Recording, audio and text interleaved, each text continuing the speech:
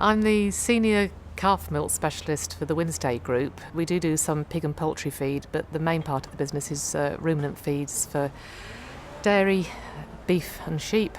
And we do also have a animal health division, so we can take a holistic approach to animal health and nutrition and knit the two together, even to the point where we sell calf housing and things like calf igloos to try and improve the environment for calves.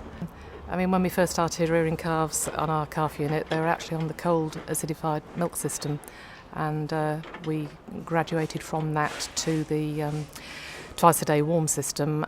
And if I went back into calf rearing again today, I'd definitely be looking at the computerised calf rearing system. So I've handled a lot of calves over the years, and you are what you eat. And if you feed a calf really well in the first part of its life, it is a healthier calf. And because I've always been interested in animal health, I realised quite early on that animal health and nutrition are very, very closely linked. In recent years, there's been more and more research which shows that really looking after this calf right from the moment it's born, making sure that the colostrum management is good, making sure that the environment's good and the hygiene is good.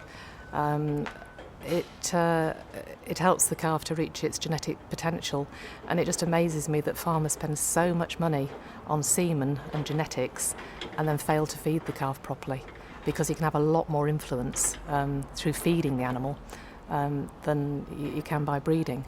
And I remember when I was at college, they used to say that 90% of the breeding goes in at the mouth, and with a baby calf, that's certainly the case. I very often, when I go onto a farm to try and assess the calf's performance, we usually start by looking at the health of the calves and how much sort of scours and pneumonia they're getting. And there's a very strong relationship between how much colostrum you get into them and then how much pneumonia you're getting later on. So we'll have a look at that side of things, and then look at how much milk powder they're feeding. And generally speaking, if you feed at a higher plane of nutrition, you will get better health. So farmers are always worried about cost, and I think the only way to justify it is the fact that if you feed a calf really, really well for that first 12 weeks of life, it's going to be a bigger calf at the end. It's going to be a healthier calf. You're going to spend less money on vet's bills. So, to my way of thinking, it's the only way to go. There was actually some work done a few years ago comparing the cost of once-a-day feeding, twice-a-day feeding, computerised feeding, and ad-lib warm milk feeding. And oddly enough, the cost per kilo of live weight gain is pretty similar for all systems. So on a once-a-day system, you start off with a small calf and end up with a smaller calf.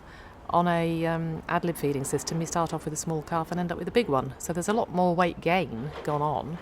If you divide that by the amount of money it's cost you, the cost per kilo live weight gain is actually similar. So what's the problem?